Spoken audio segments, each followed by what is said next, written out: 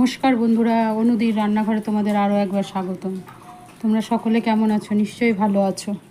তো অনেক দিনই তো ধরো মাছ মাংস নানা ধরনের নানা আইটেম করছি। তো আজকে ভাবছি যে বাইরে বৃষ্টিও পড়ছে, তো বিকাল হলেই আমাদের স্ন্যাক্স খেতে কেমন যেন মনটা উসখুস করে। তো ওই ভাবছি যে আজকে একটু তোমার কবিরাজি বানাবো। তো ঘরে দেখলাম চিকেনও নেই, ফিশও নেই, কী করা যায়? তা আমি ভাবলাম চলো তাহলে পরে এগ কবিরাজি বানাই। তাহলে পরে আজকে ডিম দিয়ে কবিরাজি বানাবো, খুব সুন্দর খেতে হয়। তো তোমরা আমার চ্যানেলটাকে অবশ্যই ফলো করো এবং নতুন বন্ধুরা হলে পরে আমার চ্যানেলটাকে সাবস্ক্রাইব করে দিও। পুরনো বন্ধুরা তো অবশ্যই করবে এবং আমার পাশে থাকবে। তো চলো, ফেসবুকে তোমরা সকলে ফলো করো আমার ফেসবুকটাকে। তো চলো আজকে দেখিয়ে দিই কী কী লাগছে আমার এই ডিমের কবিরাজি বানাতে। তো যেহেতু বন্ধুরা এটা এগ কবিরাজি, এগ তো অবশ্যই লাগবে। তো 3টে ডিম আমি সিদ্ধ করে ছাড়িয়ে রেখেছি। আর লাগবে আমার কিছু কাঁচা লঙ্কা কুচি, আমি 3টে আলু সিদ্ধ করে স্ম্যাশ করে রেখেছি, কিছু পেঁয়াজ লাগবে আমার কোচানো, এখানে আছে আমার একটু রসুন বাটা, এখানে আছে আদা বাটা, এটা হচ্ছে ব্রেড ক্রাম্ব, এটা হচ্ছে গিয়ে কিছু কাঁচা ডিম লাগবে, গরম মশলা লাগবে, ব্ল্যাক পেপার লাগবে, গোলমরিচের গুঁড়ো, এটা হচ্ছে আমার কিছুটা চিলি ফ্লেক্স লাগবে, এখানে আছে কর্নফ্লাওয়ার, লবণ এবং অবশ্যই সাদা তেল। তো চলো পরপর এবার শুরু করে দিই। তো আমার কড়াইটা গরম হয়ে গেছে বন্ধুরা, এবার আমি একটু সাদা তেল দিয়ে দিলাম। তেলটা দেওয়ার পরে এবার আমি দেবো এর মধ্যে কুচনো পেঁয়াজ,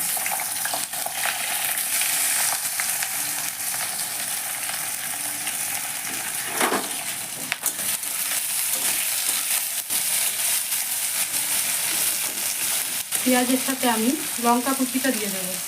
লঙ্কাটা ভালোভাবে ভাজা হলে ঝালটা কম লাগে কিন্তু খুব সুন্দর একটা গন্ধ হয়।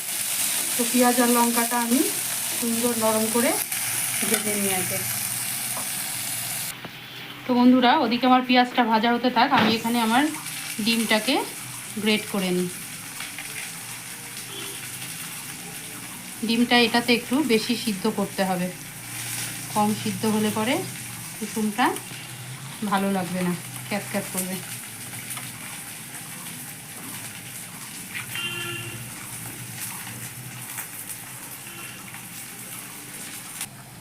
তো বন্ধুরা দেখো আমার পেঁয়াজটা হালকা লাল কালার এসে গেছে।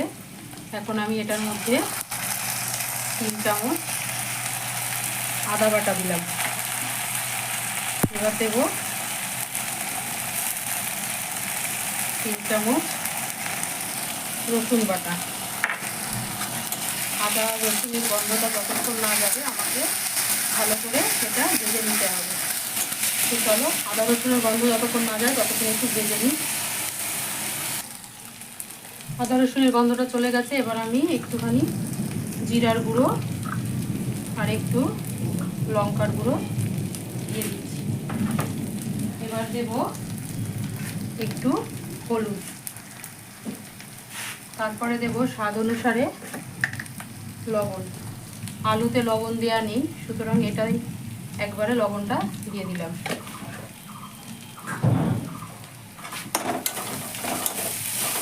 এবার এটাকে সুন্দরভাবে একটু আবার কষিয়ে নিতে হচ্ছে।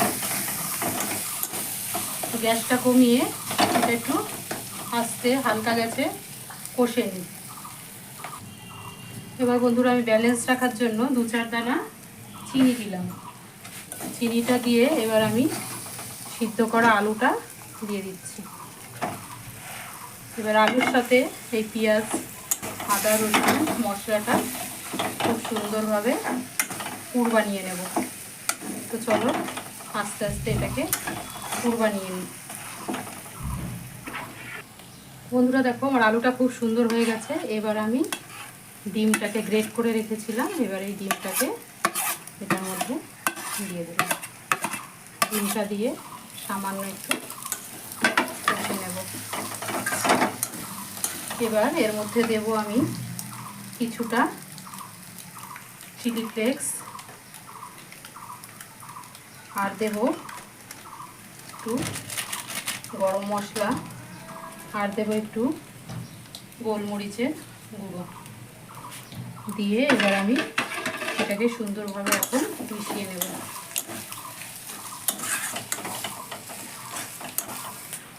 তো বন্ধুরা আমার এক কবিরাজির পুর একদম রেডি।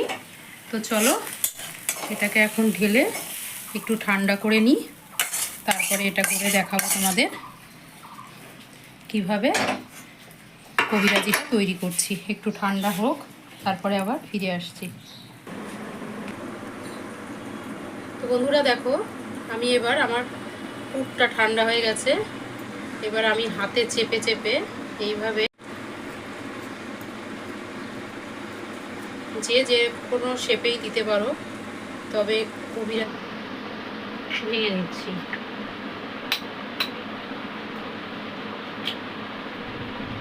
দুটো ডিম ভেঙে নিলাম।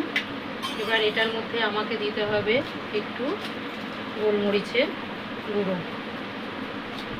আর দেব একটু লবণ দিয়ে এবার ডিমটাকে আমি সুন্দরভাবে ফেটিয়ে নিচ্ছি।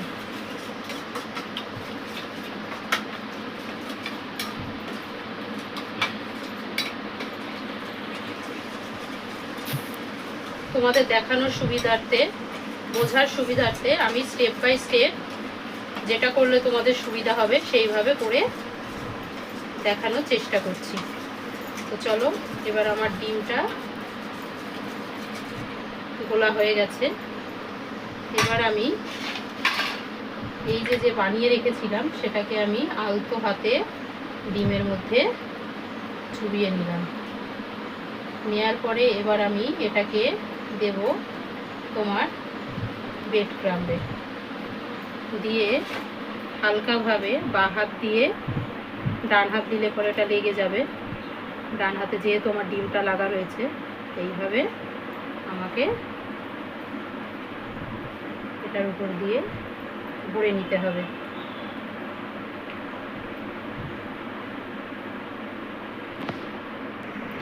বন্ধুরা দেখো আবার আমি আমার একটা কাটলেট ডিমের গোলাতে চোবালাম, চুবিয়ে এবার আমি এটাকে দিয়ে দিচ্ছি ব্রেড ক্রাম্বের মধ্যে।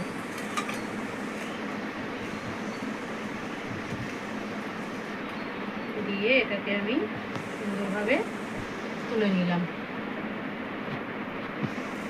এইভাবে সব কাটলেটগুলোকে আমি এইভাবে ডিমের গোলায় চুবিয়ে, ব্রেড ক্রাম্বে চুবিয়ে বানিয়ে নিচ্ছি।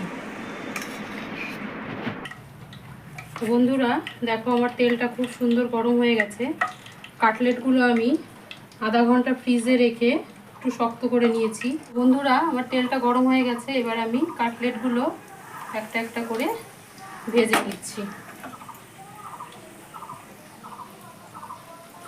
বেশি দেব না, একটা দুটো করে হালকা করে ভেজে নেব।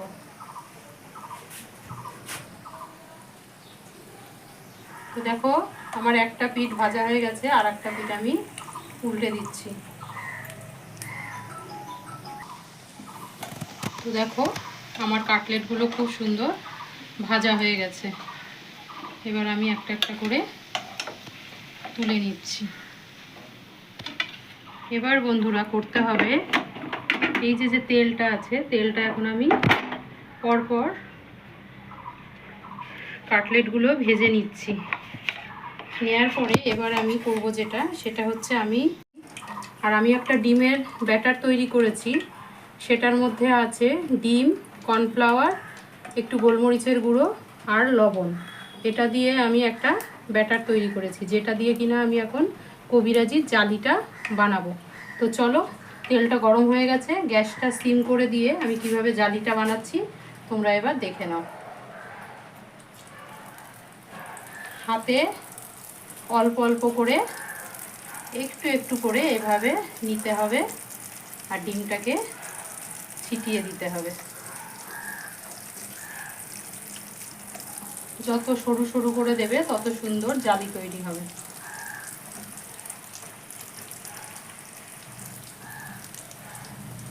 কবিরাজি স্পেশালিটি হচ্ছে তোমার এই জালিটা। গ্যাসটা সিমে রাখবে, না হলে পরে পুড়ে যেতে পারে।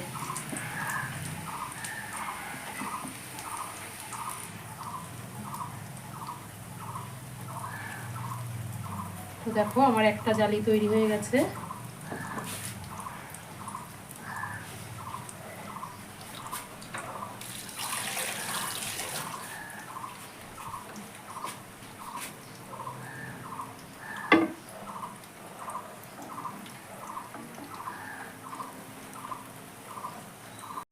এবারে আমি কি করব, আস্তে করে একটা কাটলেট বসিয়ে দিচ্ছি। দেওয়ার পরে এবার আমি এইভাবে করে উল্টে দেব, আস্তে করে দুটো খুন্তির সাহায্যে এইভাবে আমাকে উল্টে দিতে হবে। দেখো কি সুন্দর দেখতে লাগছে। বেশি ভাজার দরকার নেই, একটু ক্রাঞ্চি ভাব হবে যেহেতু কর্নফ্লাওয়ার দিয়েছি।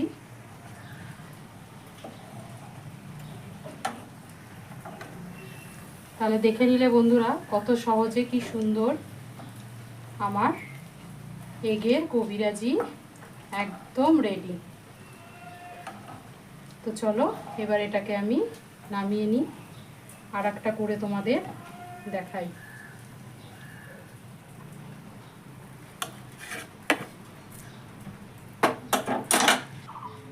এবার দেখো সেম প্রসেসে আর একটা জালি আমি তৈরি করে নিচ্ছি।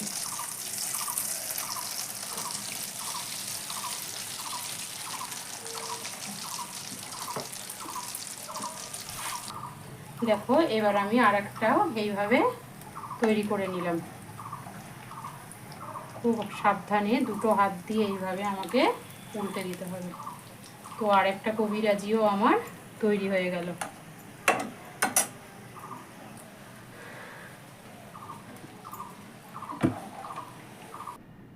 তাহলে বন্ধুরা দেখলে আমার কবিরাজি এগ কবিরাজি কত সহজে কি সুন্দর তৈরি হয়ে গেল। এটা টমেটো সস, একটু কাসুন্দি আর পেঁয়াজের সঙ্গে পরিবেশন করবে। দুর্দান্ত, একটা খেলে পরে পেট মন দুটোই ভরে যাবে। ঠিক আছে, তাহলে পরে আমার এই রেসিপিটা যদি তোমাদের ভালো লেগে থাকে তোমরা অবশ্যই আমার রেসিপিটাকে শেয়ার করো, সাবস্ক্রাইব করো। আর যদি তোমাদের কোনো নতুন নতুন রেসিপি আমার কাছে জানতে ইচ্ছা করে অবশ্যই আমাকে কমেন্টসের মাধ্যমে জানিও। তাহলে আজকে চলি, আবার আর একদিন উপস্থিত হব অন্য কোনো রেসিপি নিয়ে। টাটা।